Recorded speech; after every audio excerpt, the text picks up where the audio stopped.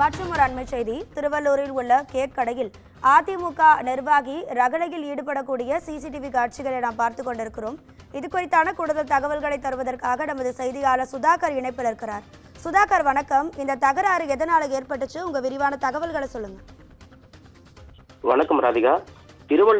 திருவள்ளூரிலிருந்து காக்குலூர் வழியாக ஆவடி செல்லும் பைபாஸ் கூட்டு சாலையில் கேக் வேல்டு கடை கடந்த 4 ஆண்டுகளாக உமாகாந்த் என்பவர் நடத்தி வருகிறார். கடந்த ஒரு மாதத்திற்கு முன்னர் சேலை பகுதியைச் சேர்ந்த வழக்கறிஞர் அதிமுக பிரமுகருமான ராஜேஷ் என்பவர் கேக் வேல்டு கடையில் கேக் வாங்கிக் கொண்டு கூகுள் பே மூலம் பணம் அனுப்புவதாக தெரிவித்து பின்னர் கூகுள் பே சரியாக வேலை செய்யவில்லை, வீட்டிற்கு சென்று பின்னர் பணம் அனுப்புவதாக கூறி சென்றிருக்கிறார். ஆனால் அவர் பணம் அனுப்பவில்லை என கூறப்படுகிறது. இந்த நிலையில் நேற்று மீண்டும் அந்த கடைக்கு வந்த அவர் கேக்கு கேட்டு உரிமையாளர் உமாகாந்தை மிரட்டியதாகவும் ஆனால் பணம் கொடுக்காமல் கேக்கு தர முடியாது என உரிமையாளர் உமாகாந்த் கூறியதாக தெரிகிறது.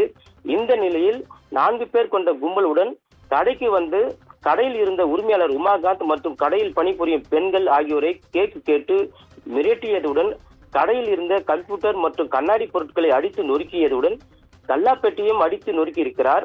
மேலும் கடையில் இருந்தவர்களையும் அடித்ததுடன் இனி வரும் காலங்களில் நான் கேக்கு கேட்கும் போது இலவசமாக கேக்கு கொடுக்க வேண்டும், இல்லை என்றால் இந்த இடத்தில் நீ கடை நடத்த முடியாது, உன்னை கொன்று விடுவேன் என கூறி மிரட்டி சென்றிருக்கிறதாகவும் கூறப்படுகிறது.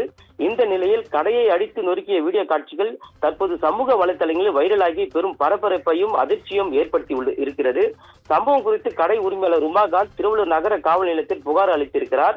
ஆனால் அந்த புகார் குறித்து இதுவரை எந்த நடவடிக்கையும் எடுக்கவில்லை. எனவே உடனடியாக காவல்துறையினர் விசாரணை மேற்கொண்டு உரிய நடவடிக்கை எடுக்க வேண்டும் எனவும் கடையின் உரிமையாளர் கோரிக்கை விடுத்திருக்கிறார். ராதிகா,